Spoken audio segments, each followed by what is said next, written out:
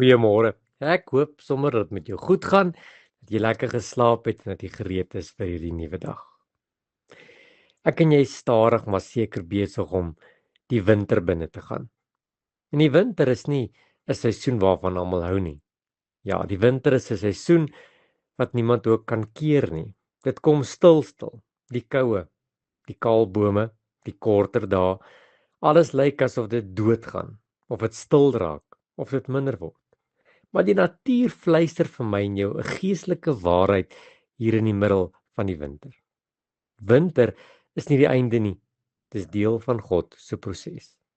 Winter is 'n tyd van rus. In die natuur moet die grond en die bome bietjie rus en hulle krag na hulle wortels toe trek. Wat dood lyk bo op die grond, leef verseker diep onder die grond. So is dit ook met my en jou. Daar is seisoene waar God jou stadig maak, wat hy jou stil maak, wat hy jou tot ruste wil kom, sodat hy jou wortels en jou fondasie sterk kan maak. Psalm 46 sê: "Wees stil en weet dat ek God is." Soms doen God sy diepste werk in my en jou, wanneer dit lyk asof daar niks gebeur nie. Want winter lyk dood, maar eintlik is dit 'n proses van voorbereiding. 'n Boom sonder blare lyk leeg, maar dit is besig om voor te berei vir die nuwe seisoen en vir die nuwe groei.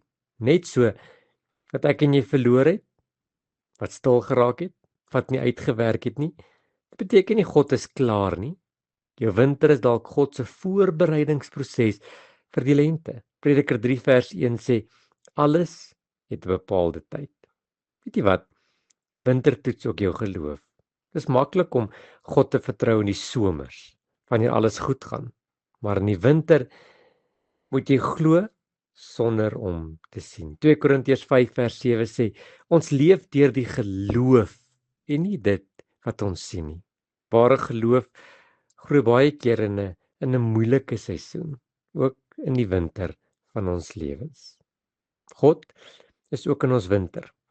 Nie net omdat dit koud voel, beteken dit God is weg nie.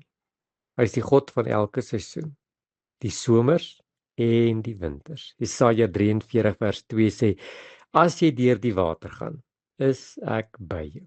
God se teenwoordigheid verander nie omdat jy in 'n ander seisoen is nie. God is nog steeds vandag by jou. Wat is die kernboodskap? Moenie jou winters vrees nie. Wat nou koud en stil voel, is nie dood nie. God werk nog. Here, ons hou nie van die winter nie. Ons hou ook nie van die winterseisoen in ons lewens nie. Maar Here, dankie dat ek weet U is nog steeds besig.